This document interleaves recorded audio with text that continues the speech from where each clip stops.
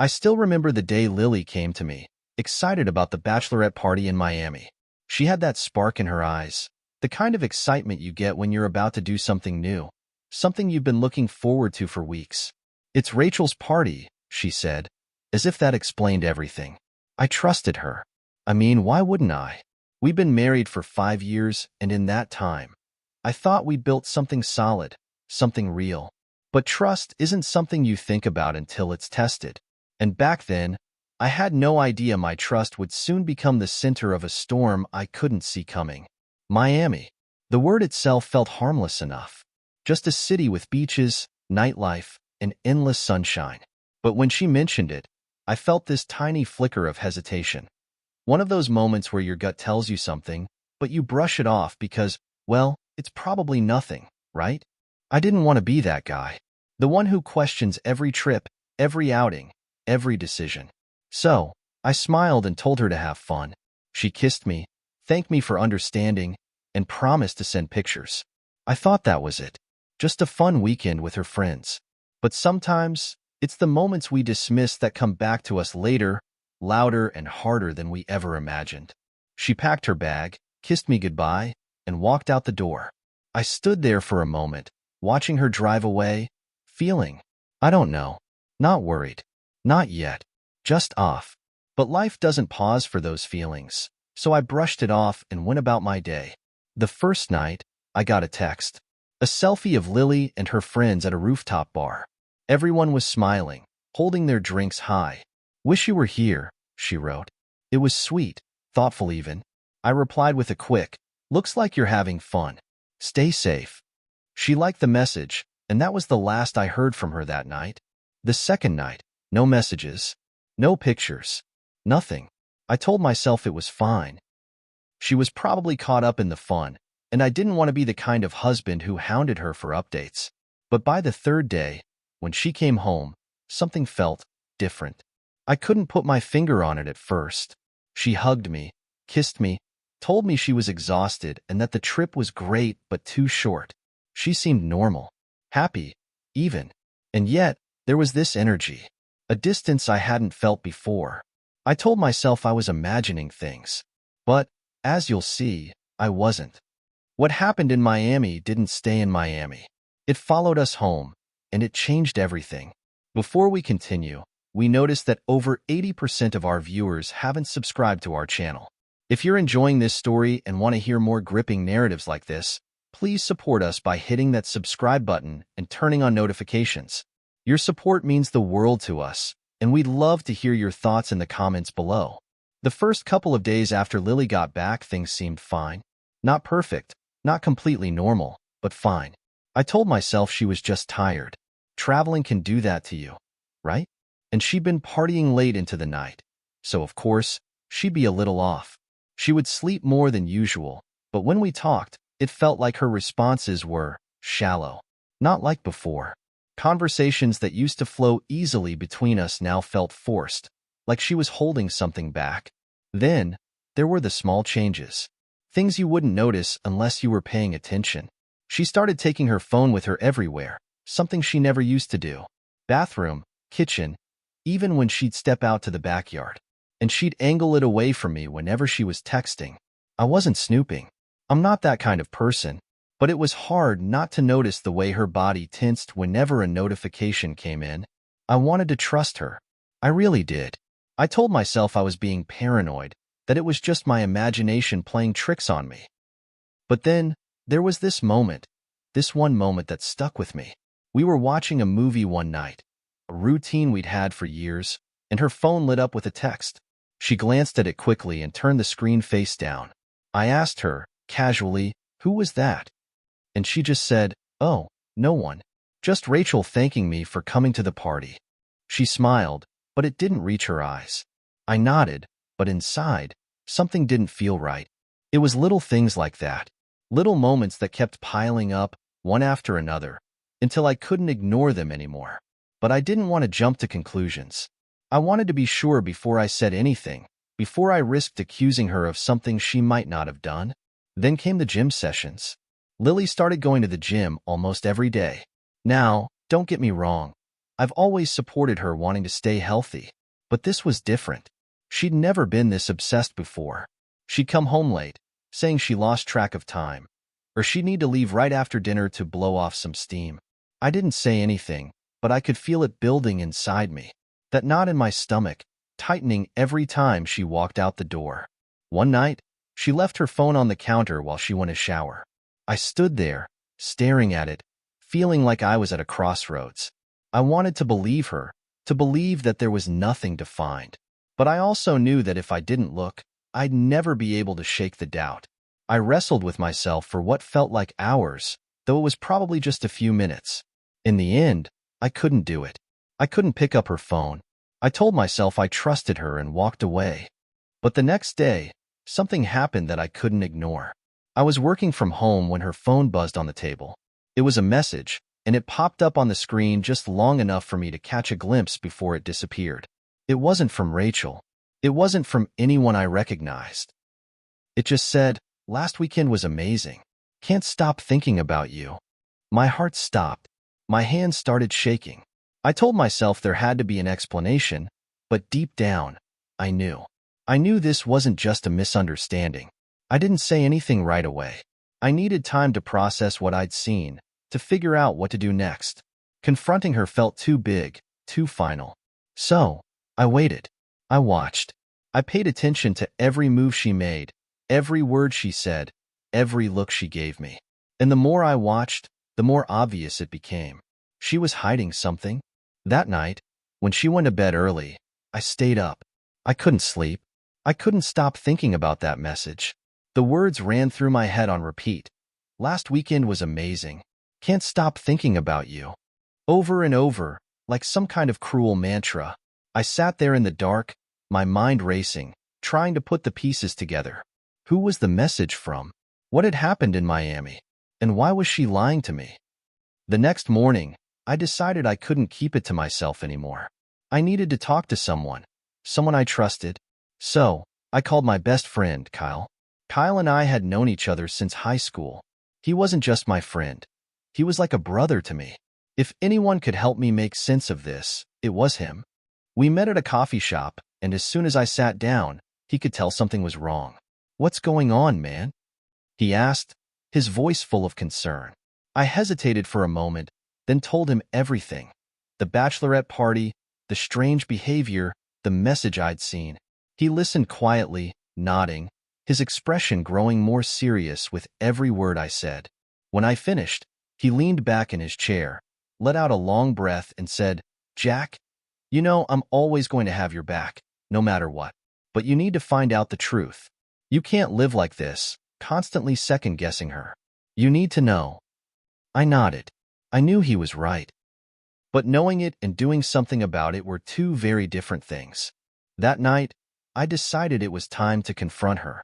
My heart was pounding as I walked into the bedroom, where she was sitting on the bed, scrolling through her phone. I sat down beside her, took a deep breath, and said, "Lily, we need to talk." She looked up at me, her eyes wide with surprise. "What's wrong?" she asked. And that's when I knew. No matter what she said next, everything was about to change. I looked at her for a moment, trying to find the words. It felt like the weight of everything I'd been holding back was pressing down on me all at once. "Lily," I started, my voice shaking slightly, "I saw a message on your phone yesterday. From someone who said, 'Last weekend was amazing. Can't stop thinking about you.'" "Who is that?" Her face froze.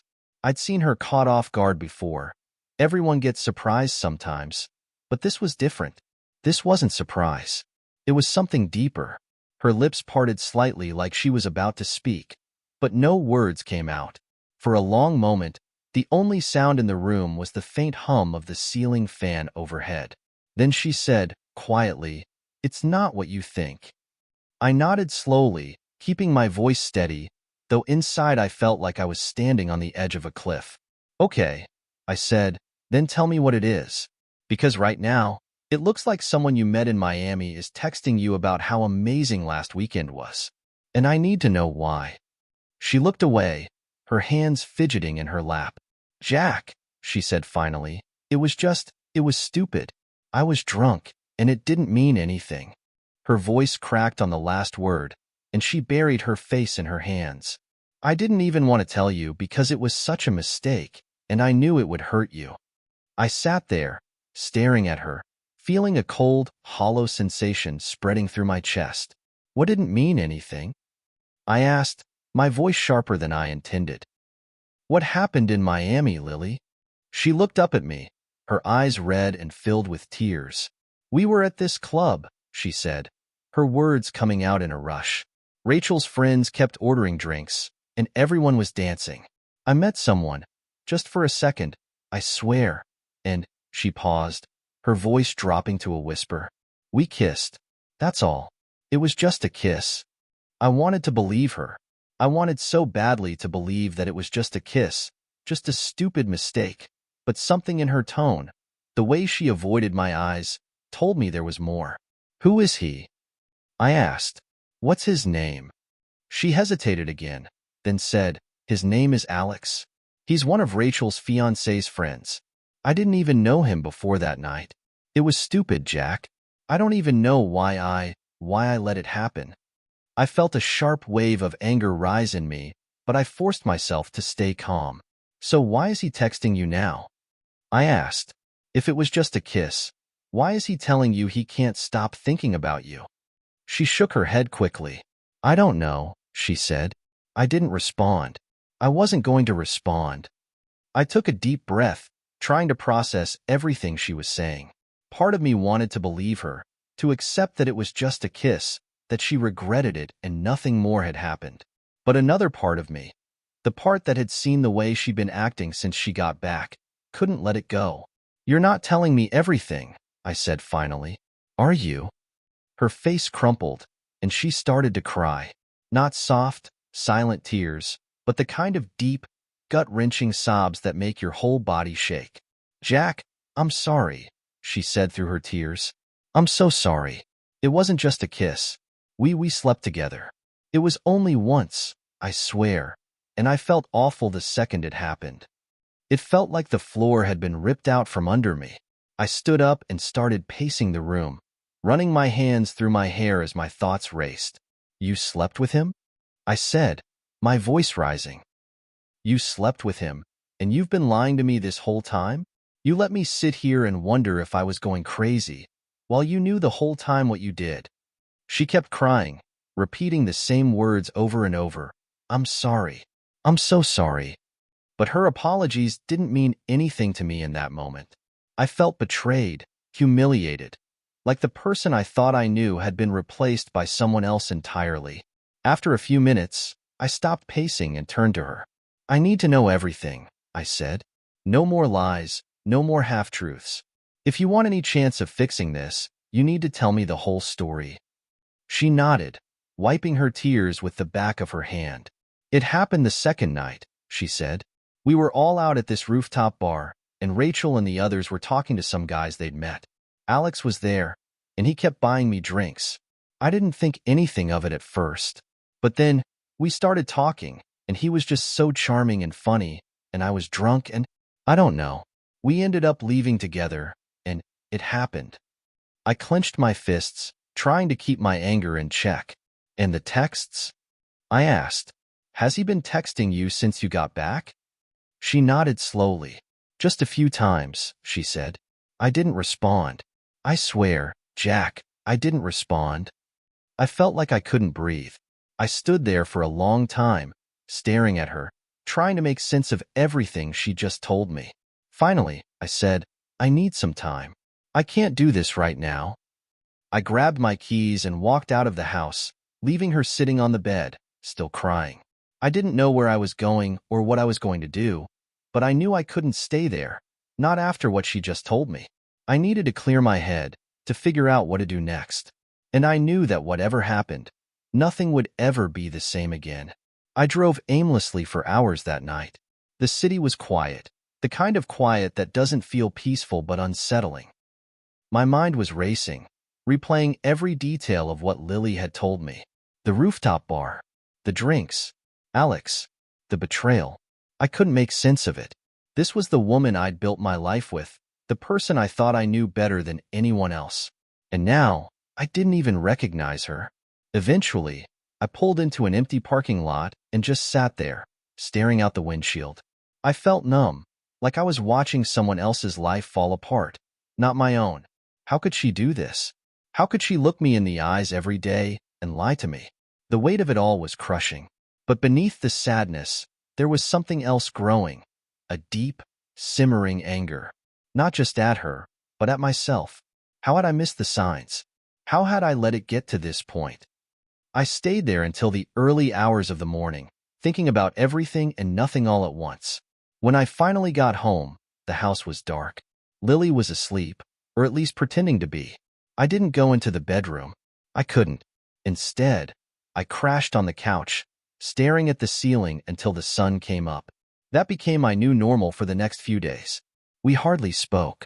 When we did, it was short, awkward exchanges that felt more like strangers talking than a married couple. Lily tried to apologize again, but I wasn't ready to hear it. Every time she said she was sorry, all I could think about was her with Alex, the way she must have smiled at him, the way she betrayed me. Her words felt hollow, like they were for her benefit, not mine. I didn't want her apologies. I wanted answers. I wanted to understand why she did it, but at the same time, I was terrified to ask. I spent a lot of time at Kyle's place during those days. He didn't push me to talk about it, but he was there when I needed him. What are you going to do? He asked me one night as we sat on his back porch. I shook my head, staring at the bottle of beer in my hands. I don't know, I said. I don't even know where to start. He nodded, and we sat in silence for a while before he said, "Whatever you decide, just make sure you can live with it." Those words stuck with me. Live with it. Could I live with forgiving her? Could I live with leaving her? I didn't have an answer. One evening, Lily and I finally had a real conversation. She sat across from me at the kitchen table, her hands folded tightly together, her eyes red and puffy from crying. "I know I hurt you," she said, her voice barely above a whisper. "I know I've broken your trust, and I don't know if I can ever fix it. But I need you to know that I love you, Jack. I made a terrible mistake, but it doesn't change how I feel about you." I looked at her, feeling a strange mix of emotions: anger, sadness, love, and something I couldn't quite name. "If you loved me," I said, my voice hard, "you wouldn't have done this. You wouldn't have lied to me. Love isn't just words, Lily. It's actions. And your actions," I trailed off, shaking my head. "Your actions say something completely different." She broke down again, and I felt a pang of guilt for being so harsh. But then I reminded myself that I didn't create this situation. She did. I wasn't the one who betrayed our marriage. I wasn't the one who lied. And yet, here I was, the one left to pick up the pieces of the life we'd built together. Over the next few days, I started to piece together what I wanted to do. I couldn't stay in limbo forever, but I also couldn't make a decision I wasn't ready for. I needed clarity, and the only way to get it was to confront the situation head-on. So, I decided to reach out to Rachel. If Alex was one of her fiancé's friends, maybe she could tell me more about him. Maybe she could fill in the blanks that Lily had left. When I called Rachel, she sounded surprised but not entirely caught off guard. "Hey, Jack," she said. "What's up?" I hesitated for a moment before asking, "Do you have a minute to talk?" "It's about Lily and Miami." There was a long pause on the other end of the line before she said, "Yeah, sure. What do you want to know?" I explained what had happened, or at least what Lily had told me, and asked her if she knew anything about Alex. Rachel was quiet for a moment before saying, "Look, Jack, I wasn't with Lily the whole time. We all kind of did our own thing that weekend. But yeah, I saw her talking to Alex at the bar. They seemed pretty close." Her words hit me like a punch to the gut, even though I already knew the truth. Did she? I couldn't finish the question, but Rachel understood. "I don't know for sure," she said, "but I'm really sorry, Jack. I should have kept a closer eye on her." I thanked her and hung up, feeling a strange sense of both relief and devastation. At least now I knew I wasn't crazy. But knowing didn't make it any easier. That night, I sat down with Lily and told her I needed space. "I'm not saying it's over," I said, "but I can't be here right now. I need time to think, to figure out what I want." She nodded, tears streaming down her face, and said, "I understand. I'll do whatever it takes to make this right." But deep down, I wondered if it could ever really be made right. The days that followed were a blur. I packed a small bag and moved into Kyle's spare room. Lily called me every day, leaving voicemails that I didn't answer. Her texts piled up, each one a variation of the same plea: "I'm sorry. I love you. Please come home." I read them, but I couldn't bring myself to respond. I needed time, and more than that, I needed clarity. I couldn't make a decision about our future until I understood exactly what had happened and how I felt about it. But as I sat in Kyle's tiny guest room night after night, something else started to gnaw at me. It wasn't just the betrayal. It was the thought of Alex walking away from all of this unscathed. Lily had destroyed our marriage, but he was just as guilty. He knew she was married. He knew, and he didn't care. The more I thought about it, the angrier I became. And that's when the idea started to form. I didn't want revenge at first. I wasn't the type of person who sought out vengeance. It wasn't in my nature. But the more I thought about what Alex had done, the more I realized he couldn't just walk away from this without consequences. And then I remembered something Lily had mentioned in passing when she first told me the truth. Alex was married. I sat with that information for a while, turning it over in my mind. Part of me didn't want to involve his wife. She didn't deserve to be dragged into this mess. But another part of me, the part that was tired of feeling powerless, felt like she deserved to know the truth. She had a right to make her own decisions about her life, just like I was trying to figure out mine. So one evening, when Kyle was out, I sat down with my laptop and started doing some digging. It didn't take long to find Alex on social media. His profile was public, and there he was, smiling in photo after photo. A face I'd only seen in my nightmares until now. And then I found her, his wife. Her name was Rebecca, and judging by the pictures, they'd been married for about 2 years. They looked happy. At least, as happy as Lily and I had looked in our own photos before everything fell apart. I hesitated for a long time before I sent her a message. My hands hovered over the keyboard, my mind racing with doubt. Was this the right thing to do? Was I just making things worse? But then I thought about the texts he'd sent Lily, the audacity of it all, and I typed out the message. "Hi, Rebecca," I wrote. "I don't know how to say this, and I hate to be the one to tell you, but I think you deserve to know. My name is Jack, and my wife, Lily, had an affair with your husband, Alex, while they were in Miami. I have proof if you want to see it. I'm so sorry to bring this to you, but I felt like you should know." I read it over about 10 times before I hit send, and then I sat there, staring at the screen, wondering if I just made a huge mistake. But within minutes, she replied. "Hi, Jack," she wrote. "Thank you for reaching out. I'd like to see the proof." My hands were shaking as I sent her screenshots of the messages I'd seen between Alex and Lily. I included everything I had, every detail, every timestamp. And then I waited. She didn't respond for a while, and I started to worry that maybe I'd done the wrong thing. But then her reply came through. "Thank you for telling me," she wrote. "I had my suspicions, but I didn't have proof until now. I don't know what I'm going to do, but I'm glad I know the truth." I felt a strange mix of emotions reading her response: relief, guilt, and a flicker of satisfaction that Alex wouldn't get away with this. I didn't know what Rebecca was going to do, but I knew one thing for sure. His life was about to change, just like mine had. Over the next few days, Rebecca and I exchanged a few more messages. She told me she confronted Alex, and he'd admitted to everything. "He's been sleeping on the couch," she said in one message. "I don't know if I'll ever be able to forgive him." It was oddly comforting to know I wasn't alone in what I was going through, but it didn't make the pain any less real. Meanwhile, Lily found out what I'd done. I hadn't told her. I didn't see the point, but she must have heard about it through Alex. She called me, furious. "How could you do that?" she yelled. "You had no right to involve her." I stayed calm, even as she lashed out at me. "She deserved to know the truth," I said simply, "just like I did." She hung up on me, and for the first time, I didn't feel the usual pang of guilt when I heard the line go dead. I felt justified, like I'd finally taken some control back. In the weeks that followed, things between Lily and me continued to unravel. She kept trying to apologize, to convince me that we could work through this, but I couldn't see a way forward. Every time I looked at her, all I could see was the betrayal, the lies, the broken trust. And every time I thought about Alex, I felt a flicker of anger that hadn't quite burned out yet. I didn't know what the future held, but I knew one thing. I wasn't going to be anyone's fool ever again. That realization was the first step. For so long, I'd been caught in a whirlwind of pain, betrayal, and anger. But that moment, sitting in Kyle's spare room with nothing but my thoughts for company, I decided I couldn't let this define me. What Lily and Alex had done wasn't going to be the thing that shaped the rest of my life. I had to take control, not of them, not of what had already happened, but of myself. The first thing I did was call a therapist. It wasn't easy.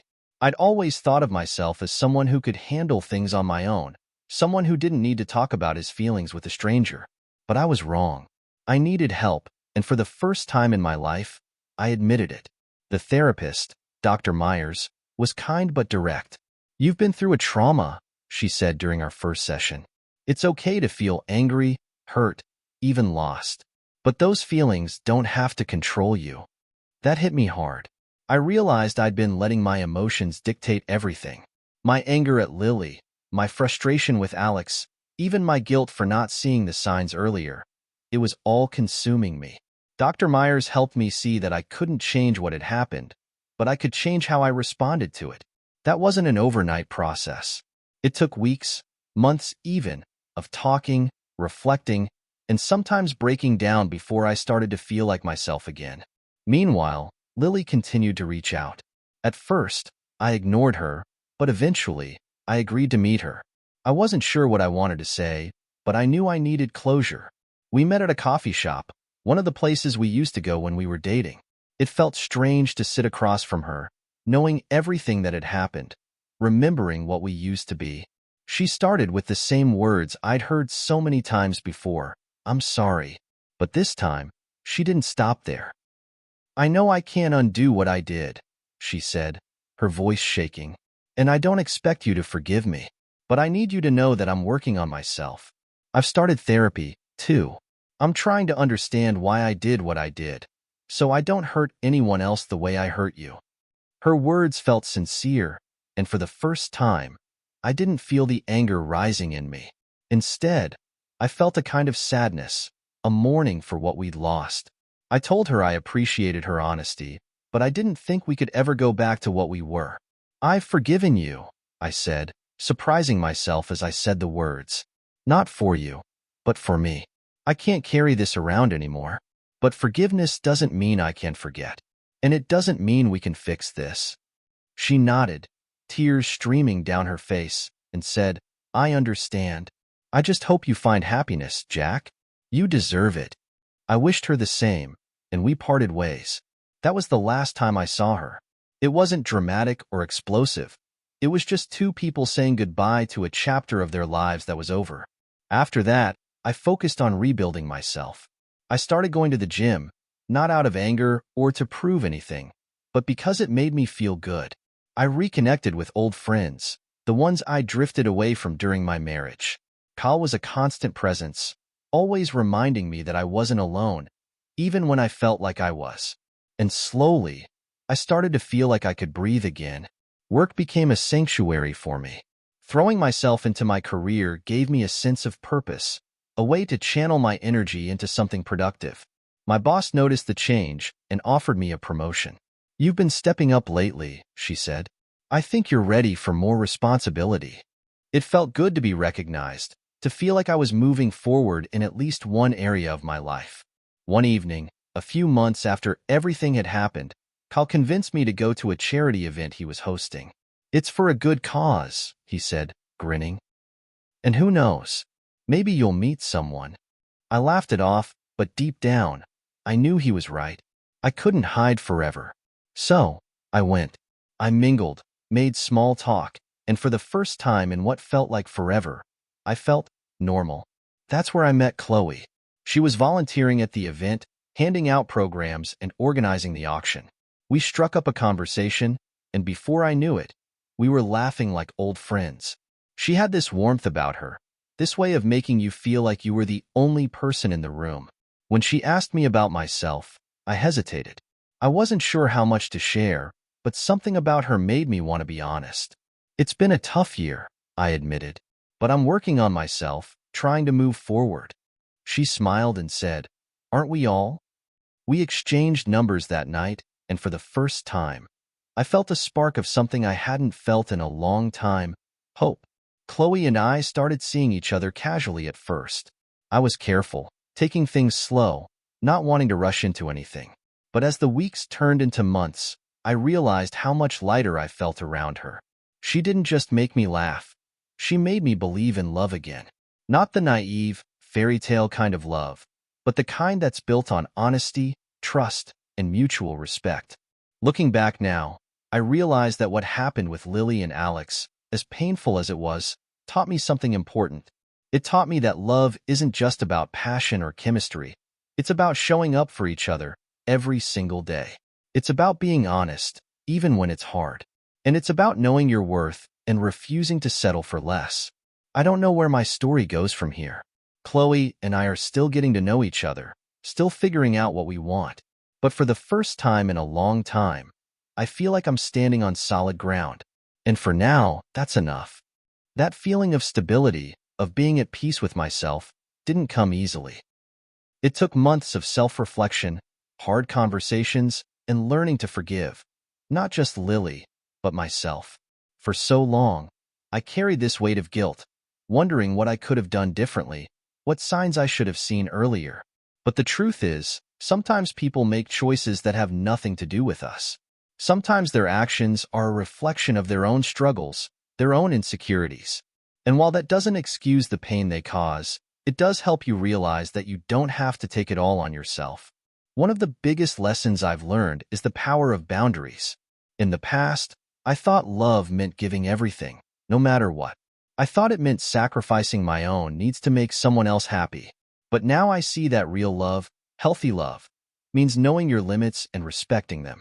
It means being able to say, "This is what I need," and trusting that the right person will hear you and honor that. For a while, I wondered if I'd ever trust anyone again. After what happened with Lily, it felt impossible. Trust felt fragile, like something that could be shattered with the smallest misstep.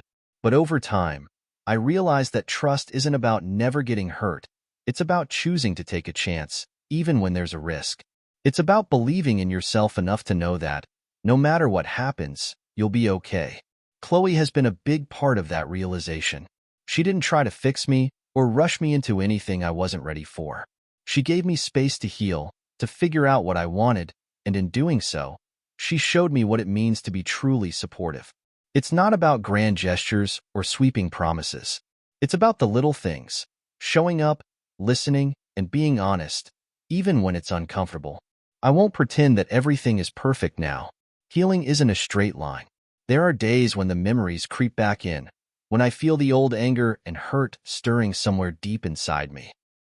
But those moments don't define me anymore. They're just part of my story, a reminder of where I've been and how far I've come.